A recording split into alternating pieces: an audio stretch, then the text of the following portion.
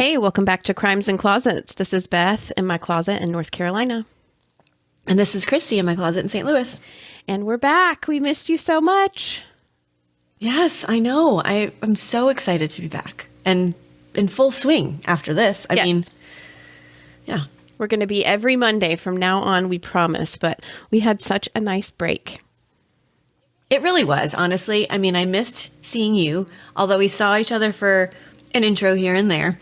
And we chatted and whatever, but it was nice to literally not think about it and not look at anything, all of it. So lovely and perfect timing, honestly, because there was just so much going on that it worked out. Yeah. Even our thing that we record on was having a real hard time. And I don't know that we could have done it if we wanted to, honestly, because it was so wonky. So true. So true. So thank you guys for hanging in with us. We really missed you. We're glad to be back on track. We are gearing up for a fun fall. That's what we were doing. Getting our minds right for you know what. Yep. Yes. Yeah.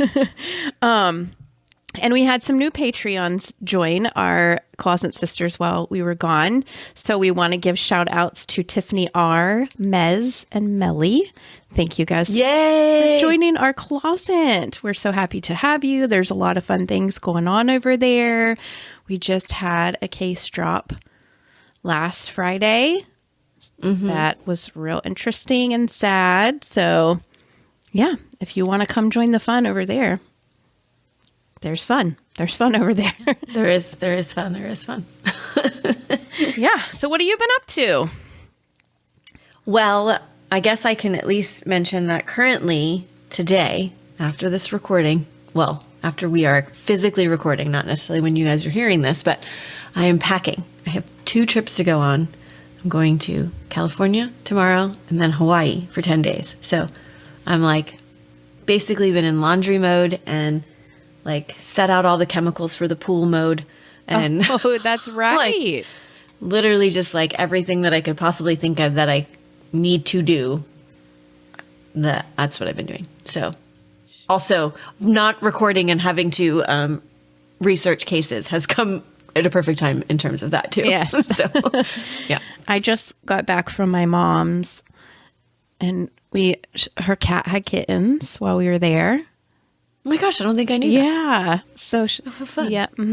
It was interesting because, so my mom has several like little barns and garages and things because there's a lot of animals and like a sheep and a goat and chickens and, property and stuff. And we could not find the kittens because they hide there. Oh, really? Right. They won't have them. Like she's an outside cat. And so she just like hangs out on my mom's back porch and front porch and stuff, but she doesn't come in the house. And she has a little house that my mom puts her in. And so she didn't have her kittens in the house, so we couldn't find them anywhere. So we're looking everywhere. We're like looking at all the buildings and like under the house. How do you even know how many she would have had to be looking for? We didn't know how many she had. Okay. We just knew she had kittens because she had a big old belly one day. And then the next day we saw her and she definitely had kittens. So we were on this hunt for days to try to find the kittens. And finally, my oldest saw her going into this one like garage that had one little pane of the window was kind of like pushed out and she could slide through there. And he saw her come from there to the back porch to eat. And then he sat out there and watched and saw her walk back. So we were like, she's definitely in there because there's no other reason for her to be going back and forth inside there. So we went in, took flashlights. I didn't turn the lights on. I was trying to be real low key. I was looking everywhere, looked everywhere for like 15 minutes, could not find her or the kittens. So it was so strange. Well, then as soon as I leave, here she comes, hopping out that window. I'm like, oh man, that's definitely where they are. So I took a can of her food over there and opened the can of food. And as soon as I opened the can of food, her little head popped out and she was like, "Rawr." I was like, oh, there she is. So we found the kittens. There were 4. Oh. Oh. Yeah. Yay. So, and then she carried them over after they get to be like a couple days old. No, she like carried them over to close to the house. Yes. Okay. Yeah. Okay. But it wasn't until they were like 3 days old or something like that she brought them over. So will your mom just like keep all of them and just No. let them know? So She was very upset. She was very upset that Sheba had babies on her watch. So no, she'll give them away. Like she'll rescue them or we'll home them or whatever. So okay. Yeah. Awesome. So we had little baby kittens and we played with her sheep Bean and her goat Pinto and her chickens. I love the goat. I mean, I've never seen the goat. I love the goat. I mean, besides a picture, but it's amazing to me. Like, I don't know. That's what I think of goat. When you talk about the animals, I'm like, she just played a goat all the time. It's a cute chickens, little nothing goat. else. I think the chickens are mean a little bit, but what's his name? What did you say his name? Pinto. Pinto. The goat? Yeah, Pinto. Like as in the bean or the car? The Bean, because the sheep's name is Bean. So their names are Pinto and Bean. Pinto, Bean, yes. Come on. It's cute, right? I can't. So cute. Oh my gosh. All right. Well, that was it. Sounds like you had a good time. It was fun. Yep. It's fun up in the mountains. So anyway, thank you guys for the break and for hanging in. But if you're ready, I have a very big case for you today. Oh man. Here, you just give it to me. All right, here we go.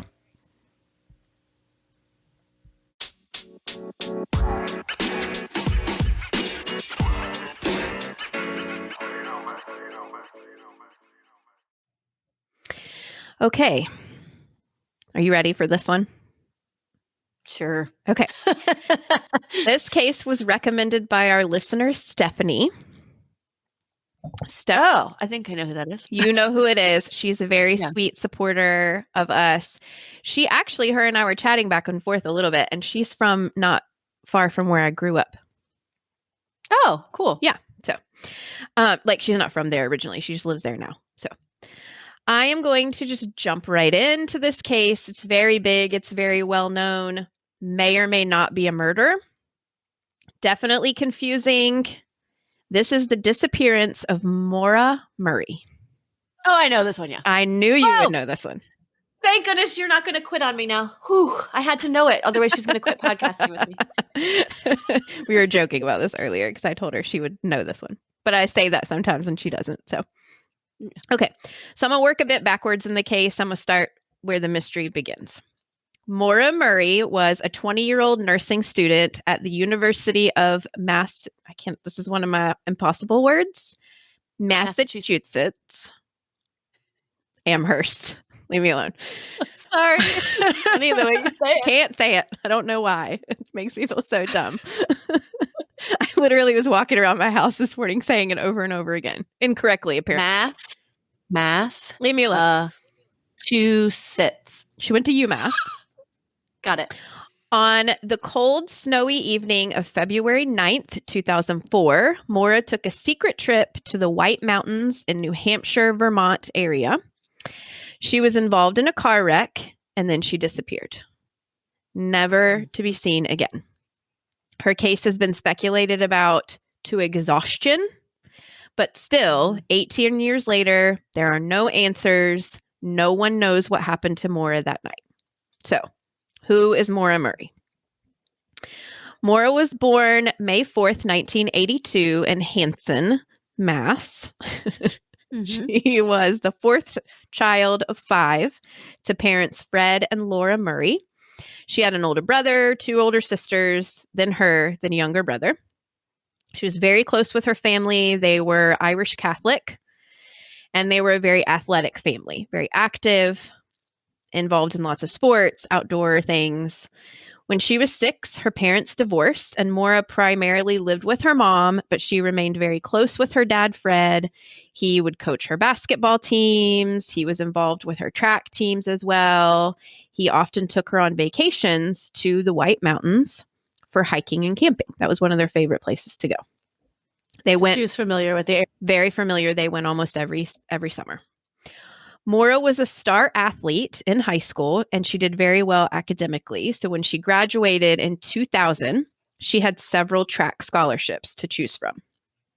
Fun fact, I also graduated in the year 2000. I was supposed to graduate college in the year 2000. I graduated high school in 2000. The millennia right here. Mm-hmm. Maura chose to follow in one of her older sister's footsteps and went to the U.S. Military Academy in West Point, New York. Very prestigious school, hard to get into. Mm-hmm. It's impressive. She majored. My cousin's going to teach there. Really? Mm-hmm. That's very cool.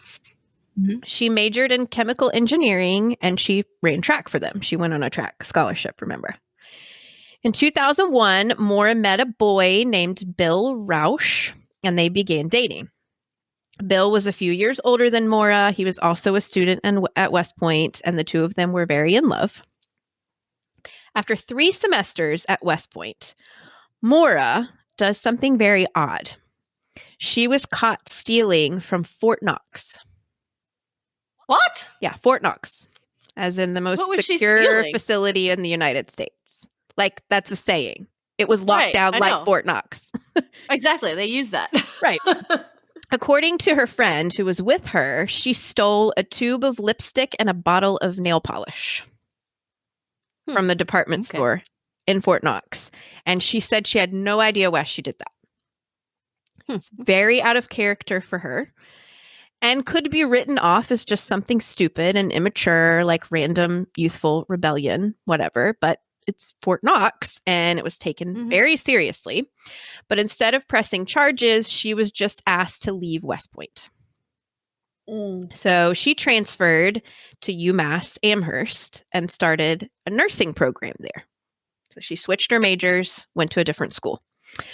Maura and Bill still continued their relationship, even though they were at separate colleges. During that time, Maura's sister was still at West Point with Bill, and she heard that Bill had had an indiscretion with another member of the track team, like he had cheated on Maura. So Maura's sister obviously told her that she thought Bill had cheated on her, but the two of them did stay together and tried to work it out. They were in love. Okay. Eventually, Bill graduated and he joined the service and was stationed in Oklahoma. So they continued their relationship long distance. She's at UMass, he's in Oklahoma, but they're still together. So Maura's 21 years old. She's on the dean list. She's in the nursing program at UMass, and she worked 2 part-time jobs. One was doing her nursing clinicals, and the other was campus security. So she would check IDs for people that were coming onto the campus and things like that. She lived by herself in the dorms. She was very happy. She was well-liked. She had a lot of friends. She's described as very adventurous, soft-spoken. Everyone loved her. She was very dedicated, driven. You know, she did all these amazing things. Maura had a very beaten down Saturn that she used to get back and forth to clinicals. And it was always a joke about whether she would make it or not, because it was just this crappy car. She went to parties. She had what appeared to be a great long distance relationship with Bill, and she wasn't far from graduation. Her and Bill were planning to get engaged, and she had considered moving down to Oklahoma to be with him that summer. Oh, okay. So they're talking about moving things to the next level. Then in November of 2003, Maura did something else out of character. She was caught using a stolen credit card to order food. Apparently, where'd she get it? I don't know. It's never said whose credit card it is. She just stole it. Apparently, she had used it several times, and so the card was flagged as being stolen, and so she ordered a pizza and had it delivered to her dorm, but a police officer delivered it. Oh, so that's not a very good idea. Yeah. So when she signed for it, she was arrested. She ended up getting let off with just 3 months of probation. So they were basically like, look, you're a good kid. You seem to be trying to do things and follow a good path. Just keep your nose clean for 3 months and we'll let it go. Just like the Fort Knox incident, Maura had no real explanation for why she did this. But 3 months later, Maura would go missing. Oh, man. So this brings us to February of 2004 and the days leading up to Maura's disappearance. Okay. On February 5th, Maura was working the late shift at her campus security job. At around 1 a.m., Maura got a phone call from her sister. Maura's oldest sister had some problems with drugs and alcohol, and she had just gotten out of a rehab facility for her addiction. Her sister's fiance was apparently a pretty toxic guy, and he was doing some disrespectful things, like he would buy liquor and have it in the house or take her to places where there was alcohol, and she ultimately relapsed. And Maura was just finding out all of this information, and she became very upset. Her boss found her sitting at her station, like staring into space. He describes her as catatonic.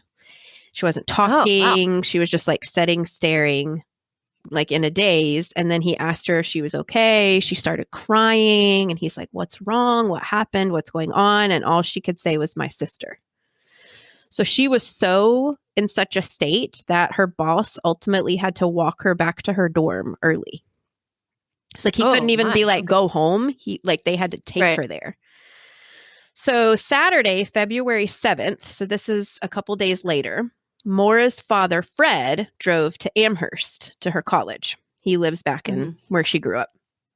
He was going to help her buy a new car because hers was getting to be undrivable. It was like a big joke, and she needed it to travel back and forth to clinicals. So they went car shopping, and they found one that they thought would work. And Fred planned to come back the following weekend with the money to buy it. So he then took Maura to a dinner at a pub with one of her friends. And then he and Maura drove back to his hotel. Maura was supposed to go to a party back on campus with her friends, and so Fred let her drive his car back to the dorms. So we know that Maura attended the party, and she left about 2:30 in the morning. She decided, instead of staying at her dorm, that she would go and stay with her dad in his hotel. But as she was driving there, she veered off the road and hit a guardrail in his car. Okay. We know that she decided to go stay with her dad because she let somebody know that, or based on like where she was heading? I mean, she was headed back to the hotel from her campus. So she wasn't hurt in this accident, and the car was drivable, but it did cause about $9,000 in damages. Okay. A police report was made, but it was noted that Maura was not intoxicated, nothing like that, just an accident. Okay. Sorry, I'm taking a drink. Maura was very upset, and she went on to the hotel, and she told her dad what had happened. She also called Bill around 5 o'clock that morning, super upset. She told him what had happened as well. The next afternoon, her dad dropped his car at a shop and rented another car, and then took Maura back to her dorm and dropped her off before heading back home. So he told her, "Insurance will take care of it. Don't worry. I'll be back the following weekend. I'm going to pick my car up. We're going to buy you a new one. It's okay, Maura. It's all right." But she was super upset. She was super upset with herself. She felt bad because she had like disappointed her dad. He doesn't have a car now. And I also think that she might have been worried because, remember, she was still on that probation from using the stolen credit card. So maybe she thought that this would like violate her probation or something, that she got in this accident and she would actually get in trouble. I don't think it would have. I mean, accidents happen. It's not like illegal to get in a car wreck, but perhaps this was upsetting to her. That night around 11:30, after her dad got home. Yeah, right. I could see that. Right. So around 11:30, he called her and he reassured her again, everything's going to be okay. He did ask her to go by the motor vehicle office to get the accident reports so that he could file them with his insurance. And she said she would do that. Okay, so that now brings us to Monday, February 9th, 2004. This is the day that Maura went missing. Okay, so stick with me. Here's what we know. During the early morning hours, like the middle of the night, Maura searched on her computer directions to places in the White Mountains. So that they're located in Vermont and New Hampshire. So she was kind of looking at some places in New Hampshire, some places in Vermont. And remember, the White Mountains are where her father would take them all the time to hike and camp, very familiar with them. She did a homework assignment and she turned it in. And then she was just on her computer all night until like almost 4:00 in the morning. And then that activity stops. Okay. Starts back at about 1 in the afternoon. Maura emailed her boyfriend, Bill. So Bill had called her that morning, but he got her voicemail. Remember, she called him real early in the morning the day before. I wrecked my dad's car. I'm so upset, whatever. So he called her like, hey, just checking on you. Want to make sure you're okay. She didn't answer. So she was emailing him back in response to his voicemail. She said she got his message. She didn't really feel like talking, that she'd call him later that day, and that she loved him. She then called a condo rental in Bartlett, New Hampshire, which is in the White Mountains. And it was actually a condo that she and her family had stayed in the summer before. So she knew it. Okay. She didn't rent a condo. She just called and like asked some questions about it. She called a fellow nursing student and she said that she had to go away for a few days, something about her sister, and that she was going to bring some clothes back to her that she had borrowed. So the nursing student's like, it's okay, don't worry about it. You know, you can catch me when you get back. And Maura was like, no, I'm going to bring him to you. She then emailed her nursing professors and lied and told them that there had been a death in her family and that she would be gone for about a week, but that she would call them when she got back. So she's going somewhere. Okay. She then called a booking service in Stowe, Vermont. It was actually 1-800-GO-STOW, which is also in the White Mountains. And it's just a recording that goes over all the different rental options in that town. Again, so she didn't book anything. She didn't talk to anybody, but she called that number. She then called Bill. She got his voicemail, and she left him a message that she would just talk to him later. She never mentioned that she might be leaving town. Nothing like that. Just, hey, touching base, love ya. I guess I'll talk to you later. She then went to her friends and she left the clothes that she borrowed outside her door. She packed her car, the very rundown black Saturn. Mm-hmm. She packed some clothes, enough for a few days, toiletries, which were mostly travel size. She packed her school textbooks, her medicine, and she left the UMass campus. She picked up the accident forms for her dad. And at 4:30, she stopped by an ATM and withdrew $280, which is pretty much all of the money that she had in her bank account. Okay. She's seen on the ATM camera. She is alone. She is then seen on CCTV footage at a nearby liquor store, again alone. She buys a bottle of Bailey's, a bottle of Kahlua, a bottle of vodka, and a box of wine. Is she making what are those? A white Russian? Yeah. So she's gonna be having some drinks. She's gonna be going away. She then leaves Amherst, presumably around like 4:35-ish, and she drove north towards the White Mountains. At 4:37, she checked her voicemail, and after that, her phone was never used again. Sometime after 7:20 p.m., a woman on Route 112 in Haverhill, New Hampshire. It's spelled Haverhill, but in every documentary that I watched, they say Haverhill. Oh, okay. So a woman in Haverhill on Route 112 heard a loud thump from outside her house. She looked out her window. She saw a black car up against a snowbank. The car was on the wrong side of the road and it was pointed towards traffic. So it was on the other side of the road and had spun around. She saw some activity near the trunk of the car, like someone was getting something out of the back or something like that. So she knew somebody was there. And she assumed that this person had broken down or had been in an accident. So she called 911. That call came in at 7:27 p.m. Police were dispatched to the area. Spoiler alert, this is Maura. While waiting for the police, another resident who also lived on Route 112, his name is Butch, came by. He drove by. He was in a bus because he would take tourists to the nearby ski resort, like bus them to up the mountain to the ski resort. And he was on his way home and he saw Maura in this car. And so he stopped and asked if she was okay. He said, "Do you need any help? I'm Butch, the bus driver. I just live right here. You know, do you want to come to my house and we'll call the police? There's no cell service here. Like, I can help you. Are you okay?" She said, "No, do not call the police. I am fine. I already called AAA. Don't call the cops. I'm good." Okay. So, and the first lady that called 911 was watching all of this, by the way, out her window. Oh, so she saw the bus driver talking to her. Right. Yeah, it was a bus. It's hard to miss. Right. Yeah. Plus, she knows Butch. So Butch. Everyone knows Butch. Everybody knows Butch.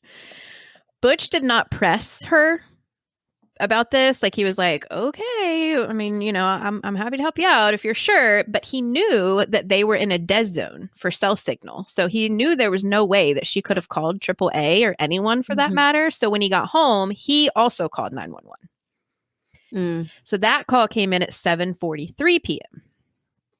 So 6 minutes after the first one. Right. Okay. The dispatcher told him that help was already on the way. They had already gotten a call. Butch tells the 911 operator that he saw a young girl. He said that she didn't appear to be injured. She didn't appear to be bleeding. She was shaken up. She seemed very nervous and she was cold and shivering. It was a very cold, snowy night. And he also told the dispatcher that the car appeared to be pretty damaged. Like, he didn't think it was drivable. So at 7:46 p.m., a police officer arrives on the scene. So this is 3 minutes after Butch's call. No one was there.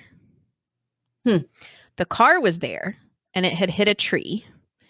There was severe damage to the front driver's side of the car, and the windshield on the driver's side was busted.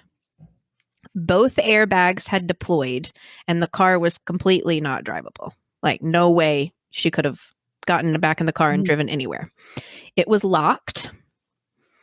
And so they looked in the window and they could see a AAA card with Maura's name on it in the passenger seat.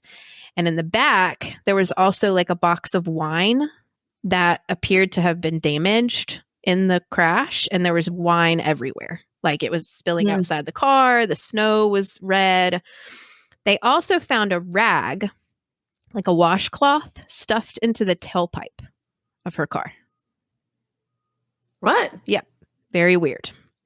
They verified that this car was registered to Maura. Inside the car, they found the accident report forms, the ones that she had picked up about the accident in her dad's car. They found some clothes, toiletries, makeup, jewelry, her school books. She had a stuffed animal in there. She had driving directions to, like, printed out MapQuest to Burlington, Vermont. I know. Gosh, printed MapQuest directions. It always cracks me up when we talk about MapQuest. It's like such a... Like holding it while you're like holding the steering wheel. I got to take a left in a mile. So, and I have to like look at my odometer to make sure I'm only going a mile. It's very unsafe. Yeah. Maybe that's why she wrecked. I don't know. So they also found a book that was about different stories of people who had climbed White Mountain. And it was called Not Without Peril. What was missing was Maura's wallet, her credit cards, her debit card, her cell phone. The bottles of liquor that she had purchased were not in the car. The box of wine was, but not the liquor bottles. And well, that's because it was broken, so she couldn't carry that. Well, that's true. And also, Maura was missing. She was not there. She wasn't in any of the neighbors' homes. She wasn't anywhere on the scene. There didn't appear to be any evidence of foul play at all. So they assumed that she had just locked her car, gotten the stuff that she wanted, and taken off on foot or gotten a ride from somewhere, and that she would turn up. Right. I mean, that makes total sense. Right. So they towed the car and called it a night. Okay. Thinking, okay, she's going to come get her car. The following day, they did not hear from Maura about picking her car up, so they called her dad, Fred. And they told Fred that Maura's car had been involved in an accident and that it had been abandoned in Haverhill, New Hampshire. So he's like, Okay. what? Like, I just Right. talked to her. She was at school. So a be on the lookout was issued for Maura, and she was considered a missing person. And they told Fred that if Maura was not reported safe by the following morning, that they would start a search. Okay. So Fred immediately gets in his car. He drives there. He's like, something's going on. Something's wrong. This is weird. The family followed shortly after. Bill and his family also flew out to search. While Bill's the boyfriend, remember? While Bill was going through security to get on his flight, he got a phone call that he missed. And he went back and he listened to the voicemail, and all it was a woman breathing and what sounded like whimpering and crying. So And no one says anything. And there's no like caller ID? So there is a caller ID, and the call was traced back to a prepaid phone card. Oh. Yeah. Weird. Bill believes, even to this day, that was Maura. Well, yeah, but where'd she get the prepaid phone card? Apparently she was known to have used those every now and then. Okay. And like it wasn't super crazy for her to have that. Well, I guess that kind of makes sense. I feel like I had prepaid phone cards in college because like there wasn't like long distance. Exactly. Or there was, but it was cost money or whatever. Yeah, that's true. Yeah. Even on a cell phone. Right, It was local calls only. On February 11th, searches begin. So this is 36 hours after she went missing.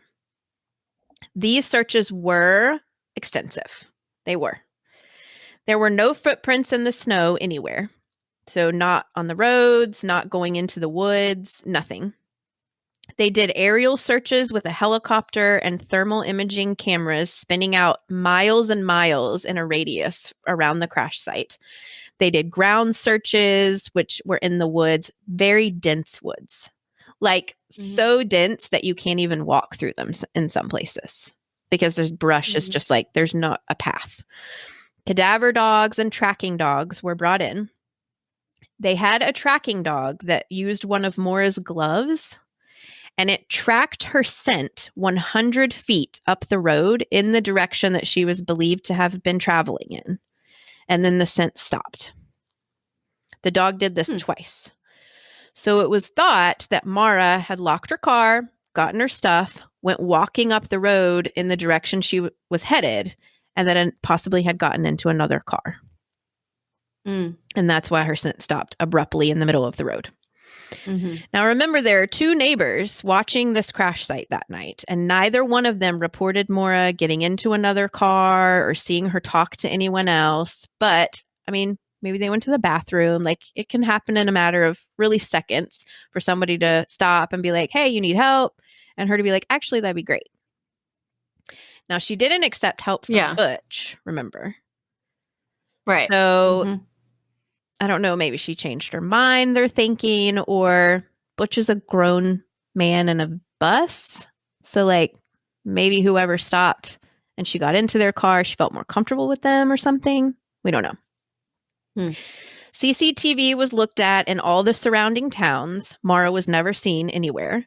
They searched the towns that they believed that she was possibly going, that were at the base of the White Mountains, Burlington, Vermont, Bartlett, all those places, Stowe, Vermont, the places that she had called. She was never seen. Interestingly, when her dorm room was searched, Maura had packed up all her belongings into moving boxes, all of them. She took literally everything. Like stuff was taken down off the walls. It legitimately looked like she was moving out. On top of the boxes, there was a printed email from Bill that alluded to possible infidelity and problems in their relationship. So it was the placement of it was weird. Why did she print it? Why did she have it sitting on top of these boxes? But I mean, Bill's in Oklahoma. Like, he doesn't know what happened to her. So in total, there have been 4 extremely extensive searches of the area surrounding the crash site, and those took place between 2004 and 2008. And no sign of Maura has ever been found, ever, in any of those searches. Like nothing, Wow. not her shoe, not clothing, not a backpack, her car keys, no remains, nothing. There were some sightings and And no tracks. No tracks in the snow, which is really weird. Yeah. Mm-hmm. There were some sightings and leads that people had, but none of them actually panned out. Like one of the leads even took them to the possibility that Maura had gone to Canada and was living a new life, but it was never proven. And like the witness ended up kind of being confused. And anyway, a couple of leads worth mentioning. Leads and theories. There was one lead of a group of 3 young men who worked at the nearby ski resort. This theory is called the Loom Mountain 3. These young men were scheduled to be at work the night that Maura went missing, and they never showed up. Where they lived would have taken them right by the crash site in order to get to work. So it is assumed that these boys were looked into by law enforcement, because how else would we have heard of them? But their names have never been released, and no information about investigation into them has ever been publicly stated. Interesting. Another interesting lead, in late 2004, so months after Maura went missing, a man approached Fred, Maura's dad, and gave him a rusty knife. The man claimed that he found it in his brother's glove box and that it had blood on it. His brother was a known criminal and lived in an A-frame house 1 mile from where Maura's car was found. So this is called the A-frame theory. This man believed that his brother had something to do with Maura's disappearance. He said that his brother acted very strangely after Maura disappeared and that he had scrapped his car not long after Maura went missing. A search was done of that A-frame house in 2006, and cadaver dogs hit on an upstairs closet. Pieces of the carpet were sent in for testing, but no results have ever been publicly stated by police. There's never been any evidence that has been tied to Maura. There's nothing that was ever found in the home that was linked to her, like none of her belongings, nothing like that. It's just a theory. Some people think that Butch, the bus driver, may have had something to do with her disappearance. He was never really looked into as a suspect or anything, and he died in 2009. So there's nothing we can do now with that. Okay. Well, but I mean, in terms of that, there was that one lady who saw their interaction. So you'd think if it was like a little like on the sketchy side, she may have been like, it looked like he was trying to get her in the bus or... And he called 911. Right, yeah, so that too. But some people think that. Some people think she was suicidal. I don't think that's true. Sadly, 18 years later, we have no more answers than we did back in 2004. Maura's mom passed away from cancer on Maura's birthday in 2009, never knowing where her daughter was. Isn't that crazy? Yeah. So what happened to Maura Murray? We don't know. We don't know. We don't know if she voluntarily walked away from her life and started a new one. We don't know if maybe she was injured in the car accident and she went into the woods and fell victim to the elements. Was she abducted and murdered?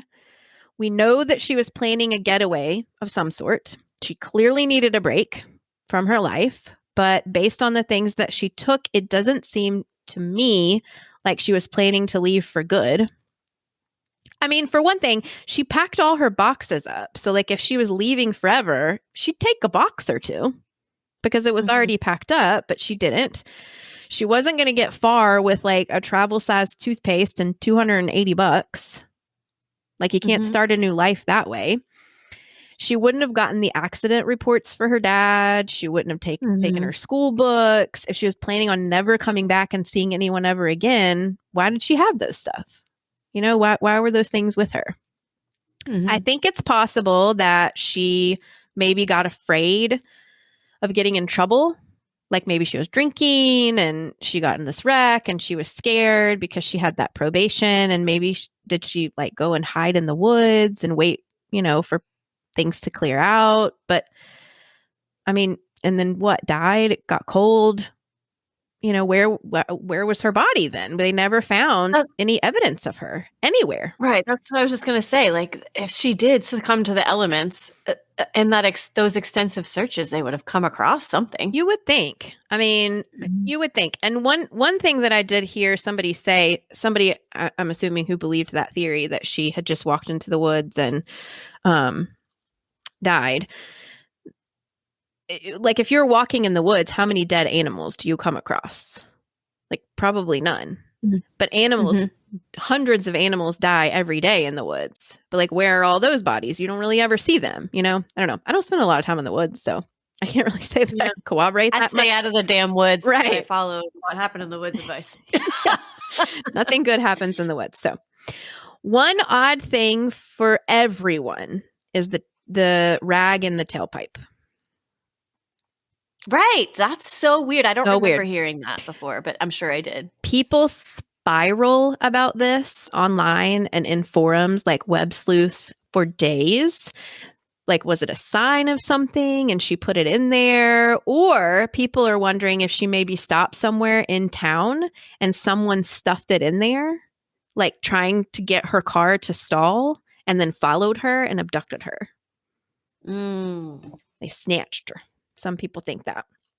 So this case really gets under people's skin. I understand it. It's super confusing. The investigation has been opened and reopened multiple times. There have been books written about it. Entire podcasts have been dedicated to her case. Documentaries have been done. It is extremely investigated and researched and analyzed, and never, ever has anything new ever been found. So crazy. Phenomenal. And that is the mysterious disappearance of Maura Murray. It seriously is mysterious. I mean, I heard this. I know True Crime Garage did it. Yes, they did. Because I listened. That's where I heard it, I'm pretty sure, the first time. Do you remember what they said their theory was? I don't. But no, I don't. There are a lot of people that think she's alive somewhere. Yeah. I just feel like, well, I mean, I guess if you want to go missing, then this wouldn't happen. But I just feel like if that's the case, then, and you hear all of this extensive stuff being done searching for you, that you would just come out and be like, right. All right, stop. I'm here. I don't want to be bothered. Peace. Right. I'm not telling you my new name. I'll upload a cryptic YouTube saying I'm alive and just be done with it. There is even speculation that, and this gets real twisty, that there are people who have found her alive. People like investigative journalists and stuff who have delved into her case. They found her, and that she has said exactly that. I don't want to be bothered. Leave me alone. And they are not telling. Wait, that's a theory, or there are investigative reporters that are saying? No one know where she is. No. Okay. No one has said that. There are people who believe that there are people who know where she is and are just keeping her secret. I don't know. I think the family at this point believes that she is no longer alive. Yeah. But where the hell is she? Where is Maura Murray? And why did the results of that guy's closet not get published? Yeah. We don't know. I mean, maybe there was nothing there. Right, but say that. Yeah, so unless it hit on some other case that they just can't talk about or whatever. They won't say anything hardly about her case and aren't releasing like hardly any information. There's so many unanswered questions that the police probably have the answers to that they're not saying, because they're saying it's an open investigation, and so they don't want to give any information. Her dad even sued the Haverhill Police Department to get the information and lost. Oh, wow. They wouldn't give it to him. What are the chances that police know she's alive and doesn't want to be bothered and will keep that under their hat? I don't know. I don't think that's the case. Right. Because I don't they either, are still, I mean, for 4 years searched for her, like extensively. So many resources. Even now, like they every now and then will go back and open up a new investigation again. Like they're still trying to find her. Right. Okay. I don't think they would exhaust resources like that if they knew she was alive. No. Yeah. I guess I didn't realize they were still like would open and like go and use resources. I was just thinking like if they stopped after those 4 years because they were like nothing came of it, and then they did find out, like clearly if they didn't know during those 4 years, but then they found out. But now they're just kind of no. I mean, even just as recent as like I want to say it was like 2020, they opened up her like all of the description of her and the information that they know about her going missing internationally, in like to share with other countries in case she's living somewhere abroad. Interesting. Or was trafficked or something like that. Right. Huh. Yeah, this is always a fascinating one. I mean, I haven't like dived. What's the word? Dove Down the rabbit hole. I don't think so. Anyway, I never took the leap on that one. I listened. It's fascinating. It's confusing, but I've kind of like left it at that. And it's quite unconventional for us too, because we don't know if she was murdered or not. So if she just went missing and just chose voluntarily to start a new life, there's been no crime here. Right. Yeah. Yeah. I was just going to say, we don't even know that there was a crime. Right.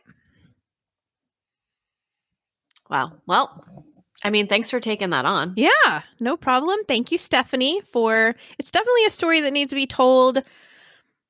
It's fascinating for any true crime junkie out there. Like I said, it is wildly speculated. If you want to go down the rabbit hole, help yourself. I'll see you in a couple years.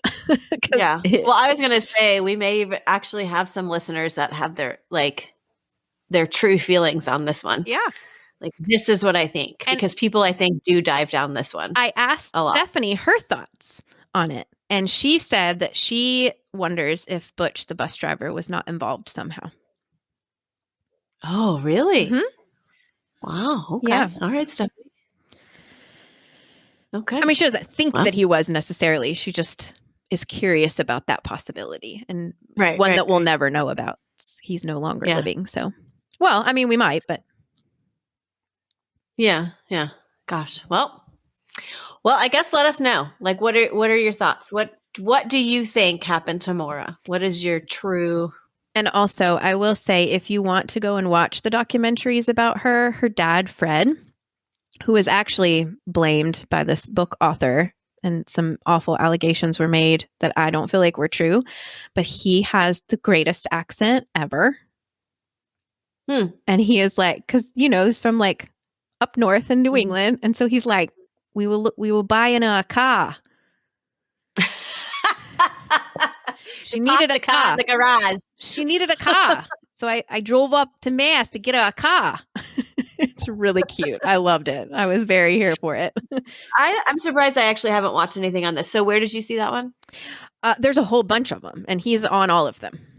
Well, which one did you watch? I watched all of them. Recommend the one you watched? I watched like 4. You recommend watching one over others? I